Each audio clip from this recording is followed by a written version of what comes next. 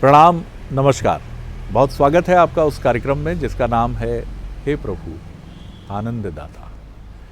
और आज इस कार्यक्रम में हम फिर एक विषय पर बात करेंगे और अब हमें आपकी प्रतिक्रियाएं मिलने लगी हैं मेल के ज़रिए भी, जो कार्यक्रम के अंत में मेल आईडी डिस्प्ले होता है और व्हाट्सएप नंबर डिस्प्ले होता है। भोपाल से हमारे एक जिज्ञासु व्यूअर्स जो हैं, जिनका नाम है राजेश कुमार मिश्रा, इन्होंने बड़ी दिलचस्प बात कही है और जानना चाहिए और उनका आग्रह है कि इस विषय पर उनको विषय विशेषज्ञ प्रोफेसर सुरेंद्र बिहारी गोस्वामी जी, मानस मर्मज्ञ, भगवत गीता के अध्येता, उनके माध्यम से उन्होंने ये भी जो हमें मेल भेजा है उसमें उन्होंने लिखा है कि इस विषय पर अगर कुछ मुझे जानने का मौका मिले तो मेरे लिए बहुत अच्छा होगा। और इनकी जिज्ञासा ये है कि इन्होंने कहा है कि मुझे रुदन बहुत कम आता है, रोता मैं बहुत कम हूँ। जीवन में पूजा करने बैठते हैं तो मेरी पत्नी को बार बार आंसू आते हैं। अक्सर वो मुझसे कहती है कि आज पूजा करते करते मैं रो पड़ी। और इनका ये कहना है मिश्रा जी का कि इनको रोना बहुत कम आता है और उसके पीछे ये बताते हैं कि इनके पिता पुलिस में रहे और एक बड़ी सख्त पृष्ठभूमि में इनका पालन पोषण हुआ और इन्होंने खुद भी पुलिस में अटेम्प्ट किया लेकिन हो नहीं पाया। तो ये सरकारी नौकरी करते हैं, एक सरकारी विभाग में कार्यरत हैं, करीब 53-54 वर्ष की उम्र है। लेकिन ये कहते हैं कि मुझे ऐसा लगता है कि मेरी पूजा स्वीकार नहीं हो रही है, या क्या मैं एक शुष्क हृदय या पाषाण हृदय व्यक्ति तो नहीं हूँ। इस तरह के कुछ संदेह भी इनके मन में हैं। तो आज हम मिश्रा जी के क्योंकि मुझे बहुत अच्छा लगा जब मैंने उनसे पूछा कि क्या मैं आपका नाम बता सकता हूँ, तो उन्होंने बेहिचक कहा कि नहीं, मुझे कोई संकोच नहीं है और मैं कुछ छिपाना नहीं चाहता। मैं जो भी बात कहना चाहता हूँ वो बहुत स्पष्ट कहना चाहता हूँ। तो आप मेरा नाम लीजिए, मेरे बारे में खुलकर बताइए। तो आज के हमारे इस विषय पर हम चर्चा करेंगे कि क्या रोना, जिसको आमतौर पर मान लिया जाता है कि या तो ये स्त्रियोचित विषय है, स्त्रियों को ही रोना आता है या शोभा देता है, या कहा जाता है कमज़ोर रोता है, या फिर ये भी कहा जाता है कि जो बहुत भक्ति भाव में डूबा रहता है या बहुत स्नेही होता है या बहुत संवेदनशील होता है, आंसू उसकी आंखों में आते हैं। तो जिनकी आंखों में कम आते हैं या बिल्कुल नहीं आते हैं, क्या उनका दिल पत्थर का है? और क्या करें? क्या आंसू आना बहुत ज़रूरी है? मनोचिकित्सक तो बिल्कुल कहते हैं कि किसी बड़े आघात के बाद अगर आप रोते हैं तो बहुत कुछ आपके अंदर से आपको मुक्त कर देता है। तो आज का विषय है बड़ा अलग तरह का और मैं धन्यवाद दूंगा मिश्रा जी को कि उन्होंने एक बहुत अलग विषय को हमारे समक्ष रखा है और उस पर अपनी जिज्ञासा को भी रखा है कि पूजा करते समय आंसू ना आना क्या ये बताता है कि मैं भक्ति मार्ग का पथिक नहीं हूँ? जानेंगे मानस मर्मज्ञ, भगवत गीता के अद्भुत अध्येता प्रोफेसर सुरेंद्र बिहारी गोस्वामी। प्रणाम करता हूँ गोस्वामी जी। और अब ये क्रम भी बीच बीच में हम प्रश्नों का, जो हमारे जिज्ञासु व्यूवर्स ये सवाल हमसे कर रहे हैं, मैं आपके समक्ष रखूँगा। तो आज मिश्रा जी का ये जो प्रश्न है ये आपके सामने है। देखिए, श्रीमद् भागवत में प्रश्न आपका बड़ा रोचक है जी, और ये कुछ किंवदंतियों से भी जुड़ जाता है, कुछ भावनाओं से भी जुड़ जाता है जी। भाव बहिरंग व्यक्त हो जाएं, इसके लिए श्रेष्ठतम मार्ग होता है आँख, नयन। जी जी। जब आप बहुत अधिक भावपूर्ण मुद्रा में होते हैं तो आपकी आंखें बोलने लगती हैं। लेकिन यहाँ आपको एक उदाहरण ध्यान रखना पड़ेगा। घर में दो आंखें और माता की और दो आंखें पिता की सदैव हमें अपने भाव के संदर्भ में दर्शाते रहती है। पिता की प्रसन्नता पर उनके अंतर्चित्त के भाव आंखों में तो प्रकट होते हैं, लेकिन आंखें रसपूर्ण हो जाए ऐसा नहीं होता। कई बार दुख या कष्ट के प्रसंग में, आवेग के प्रसंग में, या असफलताओं के प्रसंग में, या वेदनाओं के प्रसंग में भी पिता या पुरुष वर्ग की आंखें जो होती है, जो घर के मुखिया होते हैं, वो सधी हुई प्रतिक्रिया व्यक्त करते हैं और उनकी आंखें नम नहीं होती। बहुतेरे बार दुखद प्रसंग में भी हर्षित होता है व्यक्ति।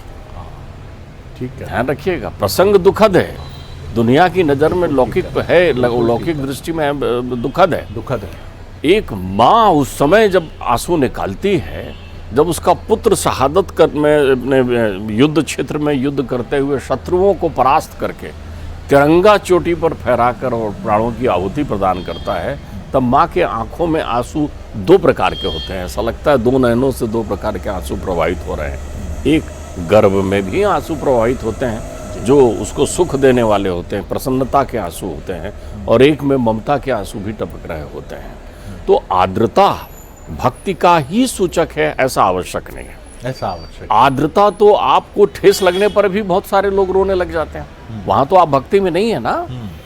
एक बहुत अच्छा प्रश्न इस चिंतक ने व्यक्त किया है, इनको मैं प्रणाम करता हूं इस काम के लिए, कि इनके अंतर्चित्त में ये कुतूहल है, ये जिज्ञासा है कि क्या वो पूजा नहीं कर पा रहे हैं पूरी, क्या प्रार्थना नहीं हो पा रही है।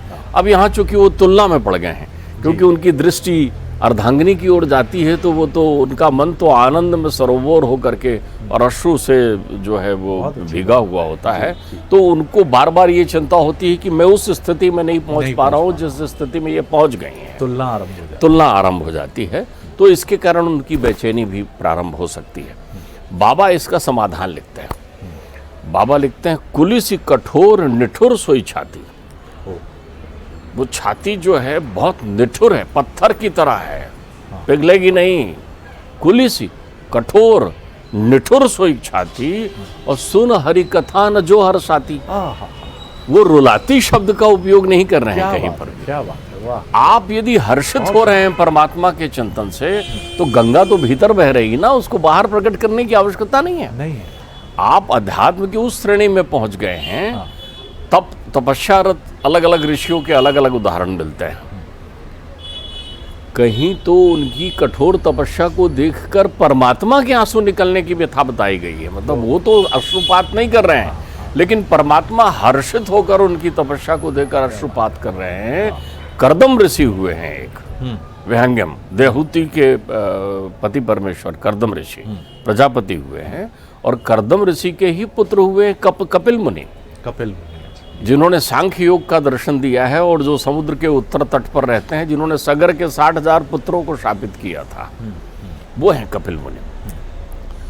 तो कर्दम ऋषि जब तपस्या कर रहे थे, तो इतनी तपस्या की उन्होंने, इतनी तपस्या की कि उनकी तपस्या से प्रकट होकर जब परमात्मा श्रीमन नारायण साक्षात प्रकट हुए, तो उनकी तपस्या को देखकर परमात्मा के आंखों से प्रेमाश्रु प्रकट हो गए। और वहाँ बिंदु सरोवर तीर्थ है, सरस्वती नदी के तट पर। वो बिंदु सरोवर कहलाता ही इसलिए है क्योंकि वहाँ परमात्मा के अश्रु गिरे थे।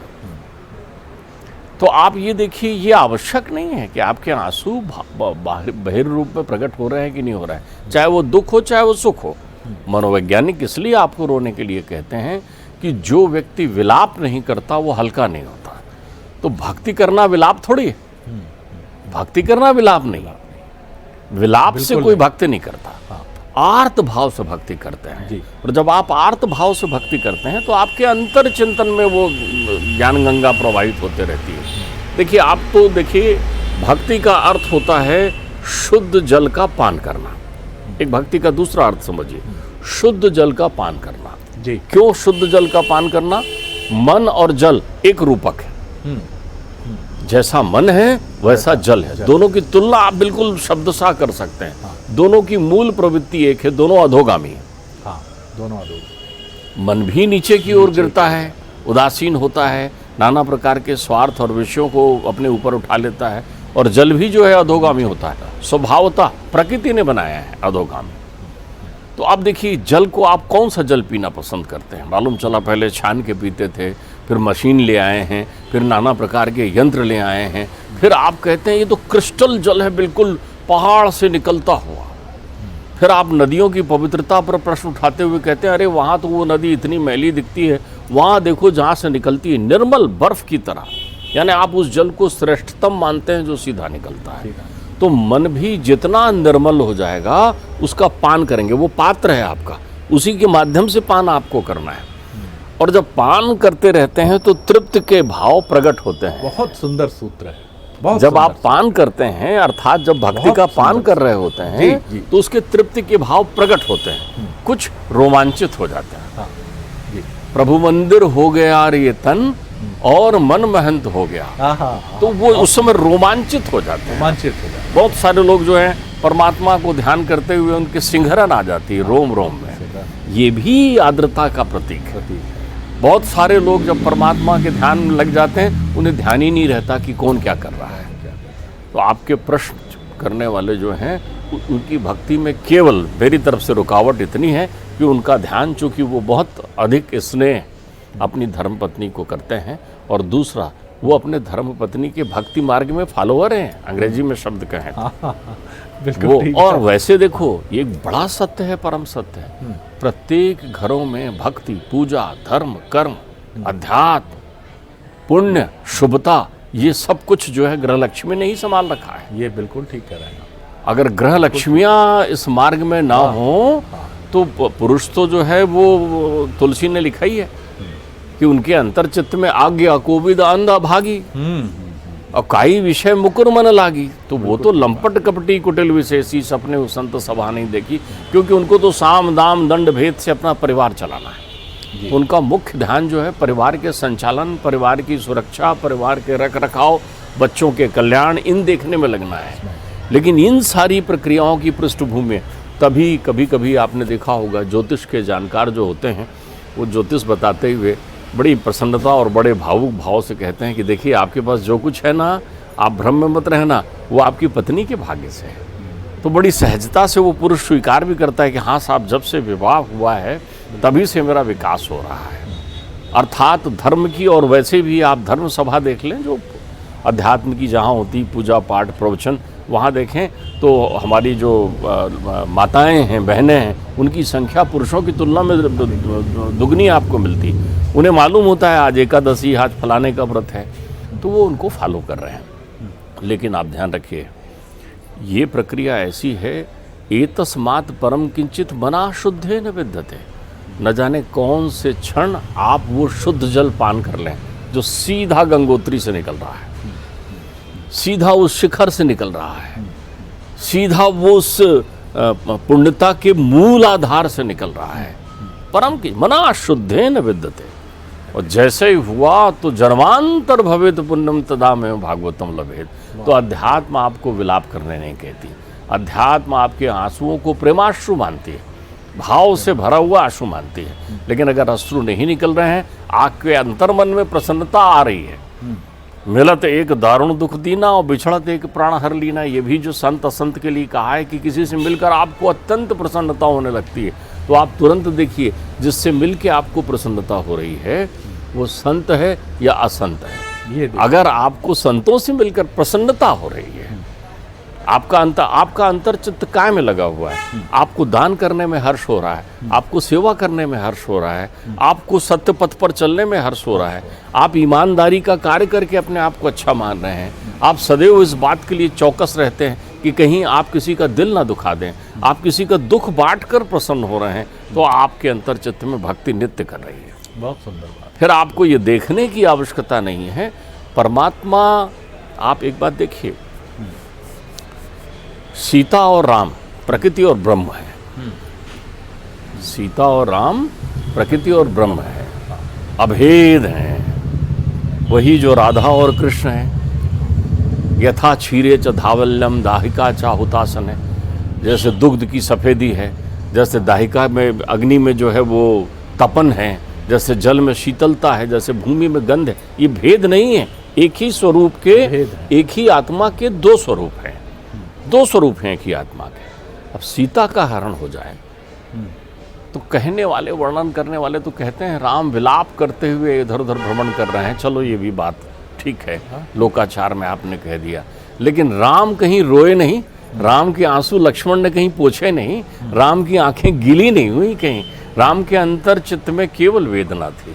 अब कोई कहे कि वेदना भी प्रकट करने का क्या अभिप्राय है, आंखों से अश्रु नहीं निकल रहे हैं, तो वेदना प्रकट करने के लिए आंखों से अश्रु नहीं निकलता, वेदना प्रकट करने के लिए आपका अंतर चित्त जो है आर्त भाव को प्राप्त हो जाता है। कोई कहता है ना मैं बहुत दुखी हूँ, तो जब कोई आदमी ऐसा कहे बहुत दुखी हूँ तो उसकी आंखों में तो आंसू होना चाहिए, फिर कहाँ रहते हैं आंखों में आंसू। तो ये प्रकृति के द्वारा बनी हुई अंतर्चित्त की व्यवस्थाएं हैं। जी। जैसे हर शरीर अलग अलग बना होता है, वैसे प्रत्येक तन में प्रत्येक मन अलग अलग वृत्तियों को सजो कर रखता है। अनेकों अनेक कारणों से अघट घटना घटी के इस युग में अनेक प्रकार से प्रक्रिया होती है अपनी व्यवस्था को प्रदर्शित करने के लिए, अपने भाव को। पशु अपना प्रेम कैसा प्रदर्शित करते हैं, वृक्ष भी तो अपना प्रेम प्रदर्शित करते होंगे। जब खिलखिलाए हुए फूलों के साथ किसी वृक्ष को देखो तो ऐसा नहीं लगता कि वो हंस रहे हैं। बिल्कुल। जब पतझड़ में टूटते हुए मुरझाए फूलों को देखो तो ऐसा नहीं लगता कि वृक्ष गमगीन है। अरे गाय की तरफ ध्यान से देखो तो जब गाय तृप्त भाव में दिखती है तो गाय में एक अलग से पन दिख जाता है, आपको लग जाता है। गाय को आप प्यार से उसके गर्दन पर हाथ फेरिए, आपको अलग लग जाएगा। गाय रोमांचित है, खुश है, प्रसन्न है। तो भाव है, इसका प्रदर्शन आपकी ज्ञानेंद्रिय और कर्मेंद्रियों में किसी भी प्रकार से हो सकता है। तो जो प्रश्न मिश्रा जी ने किया था उसके एक सिरे को और छूने की कोशिश मैं करता हूँ कि विलाप एक अलग अश्रुपात की श्रेणी है, दुख में आंसू निकलना एक अलग श्रेणी है, लेकिन एक श्रेणी है आंसू की जो बड़ी निर्मल और पवित्र है, वो है भक्ति में डूबकर अश्रुपात होना, किसी की पीड़ा में इतना निमग्न हो जाना कि उसकी पीड़ा के तल को स्वयं में महसूस करके आंखों में आंसू का आ जाना। देखिए जी, आपने बहुत अच्छी बात कही है जी। इस प्रश्न का एक प्रक्रिया अलग आपने निकाला है बाहर, जी, उसको विलाप रुदन से जोड़ दिया। ये सब सापेक्ष के पक्ष है। जी, रोना निरपेक्ष नहीं है। जिस अश्रु की बात कर रहे हैं वो आप निरपेक्ष अश्रु है। जी, वो निरपेक्ष अश्रु कब आकर चले जाएंगे उस आंसू निकलने का क्रम ही नहीं आपको मालूम होगा। तो जिस दिन प्रश्नकर्ता के अंतर्चित्त में अपने आप आनंद उस सीमा में होगी तो कब वो छलक जाएंगे, अभी भर रहे हैं, उन्हें खुद ही नहीं मालूम चलेगा। लेकिन जिनके आप नाम ले रहे हैं, दुख, पीड़ा, विलाप, ये सब सापेक्ष पूर्ण स्थिति है। आप विलाप कर रहे हैं किसी के जाने का, ये सापेक्ष पूर्ण स्थिति है। आपका अपना कोई चला गया ना, आप जिनको जानते थे वो चला गया ना, तो ये सापेक्ष पूर्ण स्थिति है। भक्ति जो है निरपेक्ष मान में भावपूर्ण होती है। तो ये तो भाव का पात्र है, भक्ति का पात्र है। मैं ये नहीं कह रहा हूँ कि प्रश्नकर्ता की आंखों में कभी भी आंसू नहीं आते होंगे, लेकिन जिन कारणों से आते होंगे वो कारण लौकिक भी हो सकता है। लेकिन जब पारलौकिक कारण अपनी प्रक्रियाओं को प्राप्त करेगा, वो दिव्यता की अनुभूति जब पूरा होगा, तो आप ये समझ लीजिए उस दिव्यता के बाद में उनके अनंत आनंद की सीमा नहीं रहेगी। तो अभी तो वो ये मान लें, मैं अभी ये जानता हूँ, उनके प्रश्नों के आधार पर इतना मैं अनुभूत कर सकता हूँ कि उनका मार्ग सरल है, वो अच्छी जगह चल रहे हैं, श्रेष्ठतम चिंतक हैं, कपटपूर्ण व्यवस्था उनके अंतर्चित्त में नहीं है, और वो अनुसरण नहीं अनुकरण कर रहे हैं। तो अनुकरण कर रहे हैं, ये आनंद की बात है। तो उनके चित्त में आनंद है। अब वो आनंद जिस दिन आप्लावित होने लगेगा, वो तुलना जहाँ लिख रहे हैं ना, उनके पात्र में भरा हुआ है आनंद। बहुत सुंदर बात है। भाई देखो, एक स्त्री के लिए तो ये भी आनंद की विषय वस्तु हो सकती है। हमारे यहाँ ध्यान रखिए, सनातन संस्कृति में जो रखवाला होता है, जो भरण पोषक होता है, जो हमारा देखरेख करने वाला होता है, जो हमारा मान सम्मान इज्जत करता है, उसे भी परमेश्वर कहा जाता है। इसलिए हम पति को परमेश्वर कहते हैं। तो उनके आनंद की तो दोहरी सीमा है।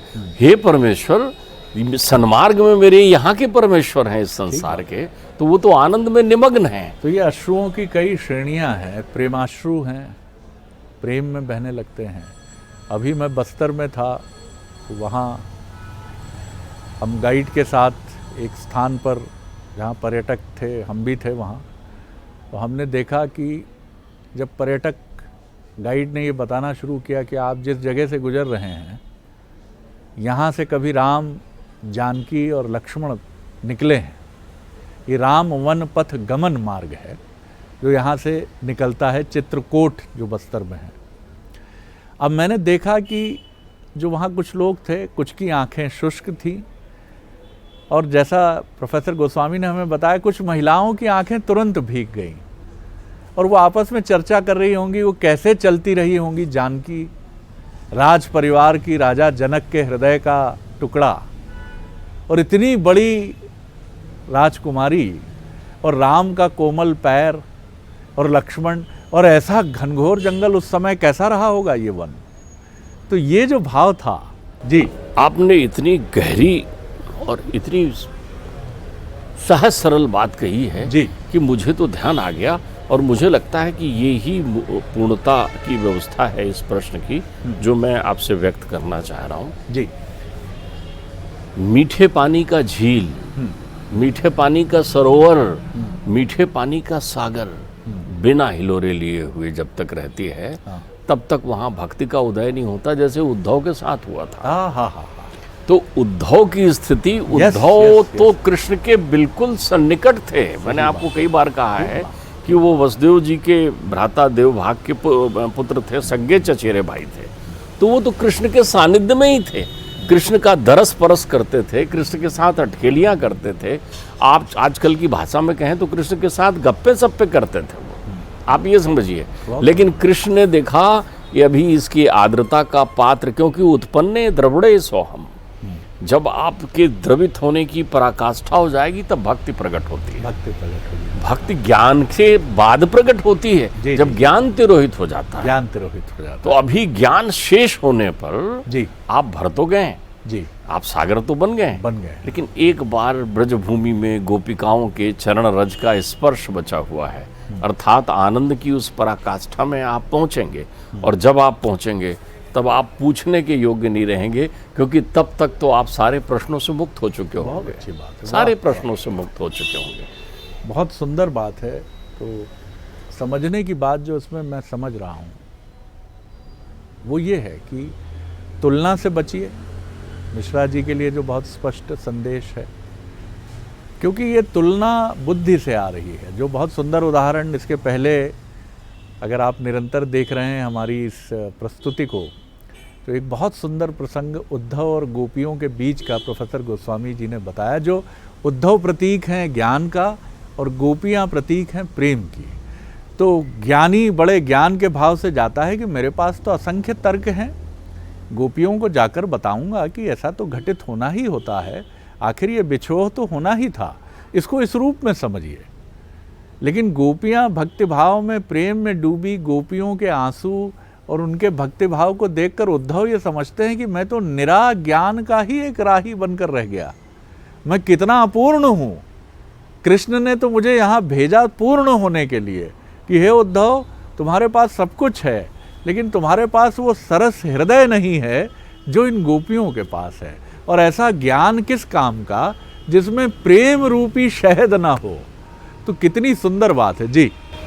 एक आपकी बातों से मैं एक सुंदर सार निकाल रहा था कि बहती नदी में यदि बांध बना दिया जाए जी तो फिर तो जल धीरे धीरे बहेगा ना, बहेगा, बांध बिल्कुल, बना बिल्कुल जी। ज्ञानाभिमान भी बांध की तरह होता है। हाँ, वाह। ज्ञानाभिमान जो है एक बांध की तरह होता है जो अटखेलियां करती हुई उस जलधारा को कहीं रोक देता है।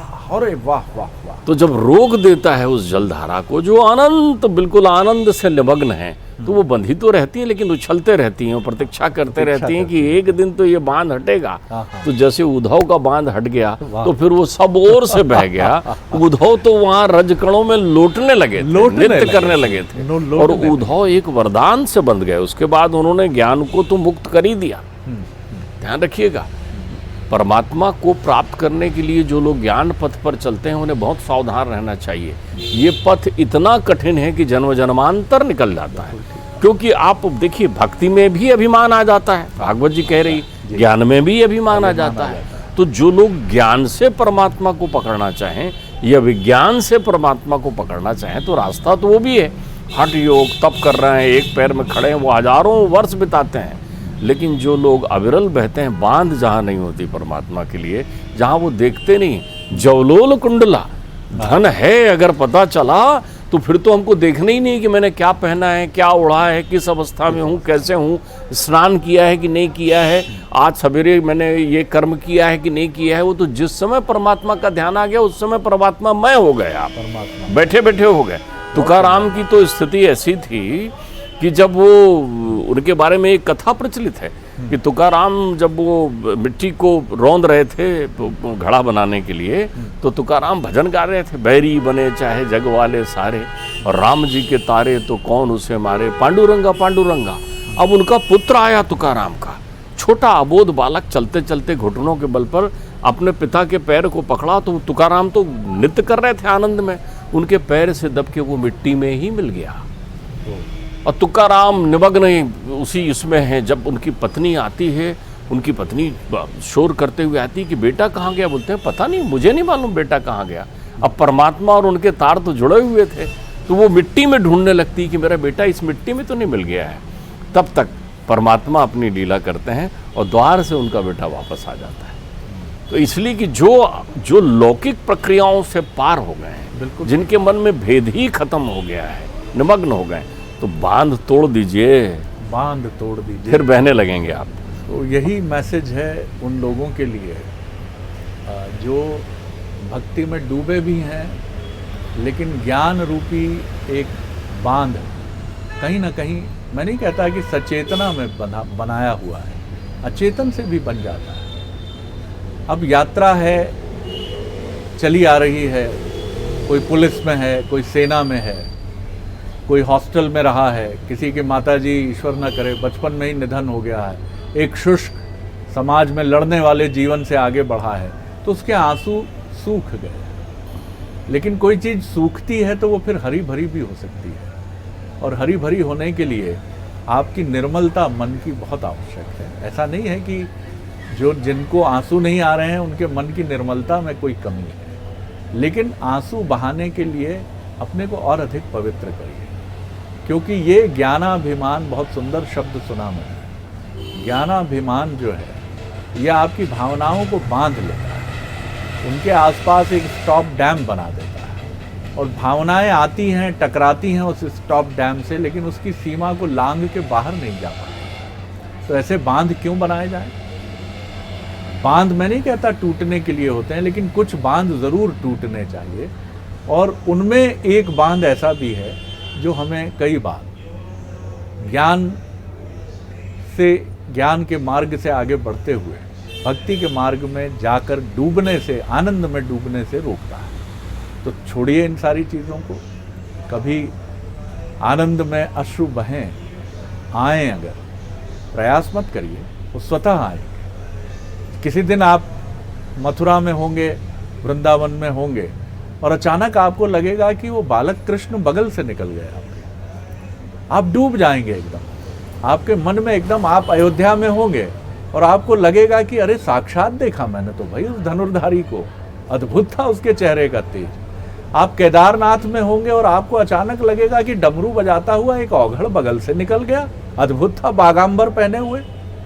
ये हमारे चित्र हैं सनातन परंपरा के, और धर्म के अनुयायी और धर्मों के अपने इष्ट के रूप में देख सकते हैं। बहुत कम वक्त है मेरे पास, छोटी टिप्पणी। ये आपने एक अच्छी बात कह दी कि कभी आप मथुरा में होंगे, हाँ, कभी अयोध्या में होंगे, हाँ, और कभी आप केदारनाथ में होंगे। हाँ, तो मैं तो ये कह रहा हूँ कभी नहीं, रोज रहिए, अपने अंतर मन से यात्रा करिए, और जहाँ मन को शुद्ध करते हैं वहाँ उन स्थानों की अनुभूति आपको वहीं पर होने लगेगी बैठे बैठे। तब आपकी भक्ति और आनंद की गंगा निर्मलता से आपके पास। रैदास कितनी सुंदर बात कह गए हैं, जब मन हो चंगा तो कठौती में। केदारनाथ आपके घर में ही है, आपके दफ्तर में है, आपके मार्ग में है। बद्रीनाथ, अयोध्या, मथुरा, या जो भी आप जिस भी धर्म के अनुयायी हैं, कितनी सुंदर बात निदा फाजली भी कह गए हैं कि घर से मस्जिद है बहुत दूर, चलो यूं कर लें किसी रोते हुए बच्चे को हंसाया जाए। अब ये चीज़ें उसी मन की निर्मलता पर आकर रुक जाती हैं। तो मन निर्मल तो कठौती में गंगा, सब कुछ आनंदमय है। तो मिश्रा जी, आप इसी आनंद की तरफ बढ़ रहे हैं। ढेरों शुभकामनाएं हैं आपको कि आपने बहुत साहस के साथ, नचिकेता के साहस की बात मैं करूंगा कि बिना आपने झिझके ये प्रश्न किया। बहुत प्रणाम आपको भी और बहुत शुभकामनाएं आपको। बहुत धन्यवाद करता हूं गोस्वामी जी, प्रणाम करता हूं। अगले एपिसोड में एक और विषय को लेकर उपस्थित होंगे। प्रणाम, नमस्कार।